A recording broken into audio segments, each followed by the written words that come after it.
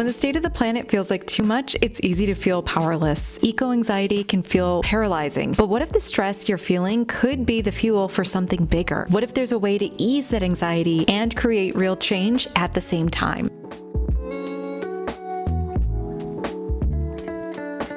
What's up, everybody? Welcome back to my channel. I'm Kaylee, your friendly neighborhood feminine embodiment practitioner and your witchy BFF. On this channel, we fight the patriarchy by healing our hearts, bodies, spirits through both magical and mundane practices so that you can step into your full power. Earth-centered living and connection with community is one of the core pillars of the embodiment practice that I teach over here. So today we're talking about something that weighs heavy on a lot of us, which is eco-anxiety. If you're unfamiliar with the term, it's the idea that the Earth's problems are just so big or so much that it becomes difficult to know where to start. So much so that you end up feeling paralyzed or overwhelmed or feeling like it's all just hopeless. But here's the thing, eco-anxiety doesn't need to swallow you whole. In fact, there are a lot of simple, accessible ways that we can alchemize that anxiety and turn it into passion that we then use to fuel empowered acts. Before we dive into those tips, I just want to do a general housekeeping. I have ADHD. It's really difficult for me to focus on a topic without going off on side quests or random tangents. So if you see me looking down, I'm just referencing my notes so that we can all stay on task here and not go off somewhere else. So with all of that said, let's just get right into it.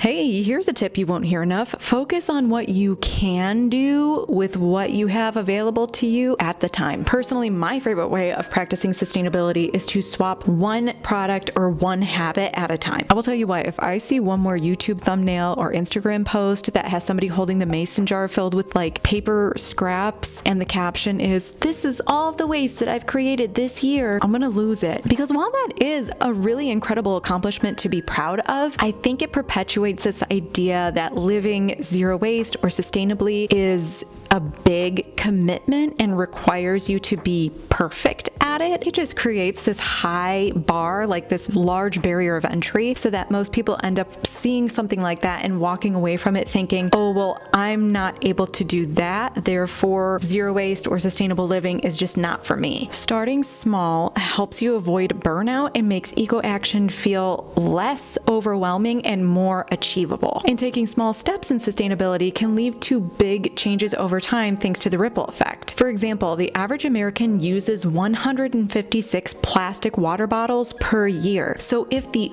only change you made in 2025 or over the next year was to switch to a reusable water bottle, that small action in and of itself makes a huge impact in reducing plastic waste. Another simple practice is implementing meatless Mondays into your diet. Going meatless for just one day a week for a year saves 133 gallons of water with each meatless meal and equates to the same reduction in carbon emissions as cutting out 348 miles of driving. That is so much. Small changes, micro habits, they really do add up. And once you see how effortless they really can be, it kind of opens the door to making even more earth-centered changes over time as it makes sense for you and your lifestyle.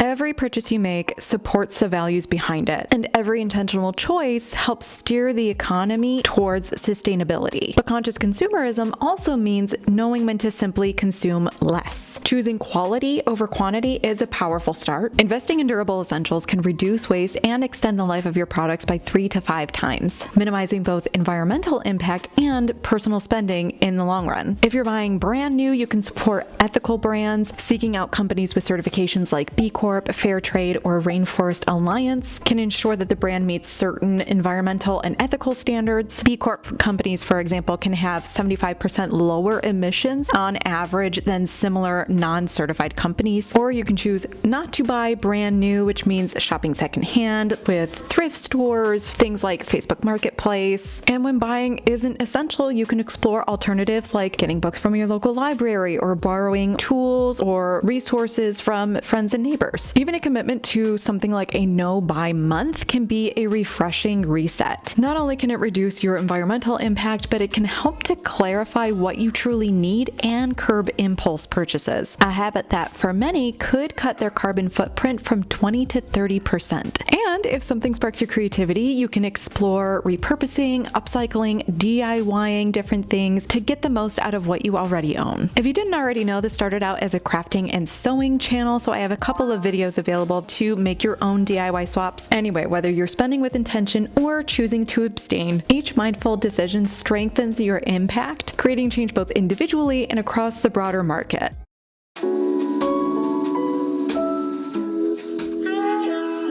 Creating systemic environmental change requires collective action beyond individual spending. And while voting with your dollar can make an impact, getting involved with climate-conscious policies and accountability efforts is essential for widespread change. You can start locally by supporting policy changes that drive sustainability, such as renewable energy projects, stricter emissions restrictions, or urban green spaces. Contacting your local representatives, attending town hall meetings, or signing petitions are impactful ways to voice support for policies that prioritize environmental protection. For example, public pressure has influenced various cities to commit to zero emissions goals. Holding corporations accountable is equally powerful. This can involve signing petitions or supporting legislation that requires corporate transparency in reporting carbon emissions and environmental impact. You can even make your voice heard directly from the companies that you frequently shop at by sending them an email or a letter, letting them know what kind of changes you would like to see them make in order to keep spending your money with them. For example, you might ask them to reduce their use of plastic packaging or offer more bulk options. And if you can link to or highlight a few of their competitors who have already made these changes, even better.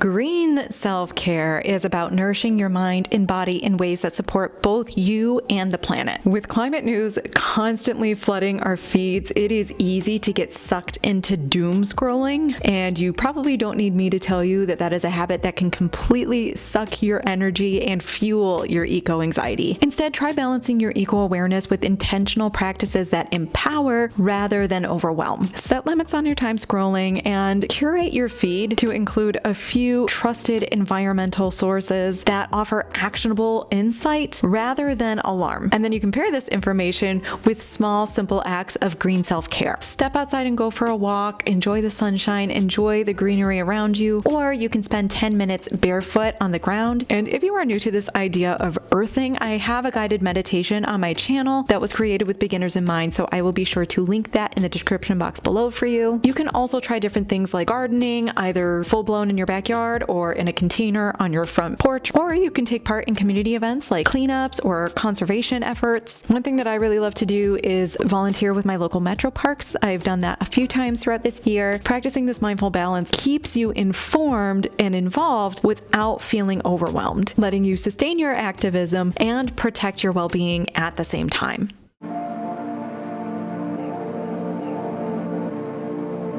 Deepening your connection to your local environment can significantly enhance your sense of place and reduce your eco-anxiety. There's an unattributable statistic going around that something like kids can identify 1,000 corporate brand logos but can't name 10 plants or animals in their neighborhood. And while that statistic is not linked to any one singular study, it seems that that general theme has been trending, highlighting the growing disconnect between our everyday lives and the natural environment around us. Actively engaging with your local ecology helps to foster stewardship and appreciation for your surroundings. You can start by just identifying local species you come around using apps. I use an app called Plant Snap to identify plants. There's also ones that help you with animals and things like that. You can also transform your yard or your balcony or your living space with local wildlife by planting native species that provide food and shelter for pollinators and birds. Research local nurseries for native plants grass. And consider incorporating wildflowers, shrubs, or trees that thrive in your area. You can also engage in local environmental initiatives like bird counting or monitoring invasive species. Additionally, you can look for organizations that offer local nature walks or workshops focused on local ecosystems. I've seen these available for free at the metro parks and libraries. Great resources to look into if you want to get to know your area better. By getting to know your local environment, you can shift your focus from global concerns to the beauty and complexity of the ecosystems around you, fostering a sense of empowerment and a true connection to nature. Eco-anxiety doesn't just disappear, but you can work with it. I also think it's important to note that the earth doesn't need perfection from any of us, it just needs progress. As we wrap up our journey through combating eco-anxiety, remember that every small action counts and contributes to a healthier planet. From familiarizing ourselves with our local ecosystems to making more conscious choices in our spending habits, we each hold the power to create meaningful change. I would love it if we could continue to dig into this conversation and support each other on our journey. So please feel free to share your favorite tips, tricks, ideas in the comments below. I would love to hear how you're taking action against eco-anxiety in your life, and I bet it would be super helpful to others as well. And if you got some value out of this video, please let me know by giving it a thumbs up, subscribing to my channel for even more embodied content, and share this with a friend who you think might want to join us in this beautiful community as well. As always, I love you and appreciate you so much for watching. I will catch you in the next video, and until next time, stay magical, my loves. Bye!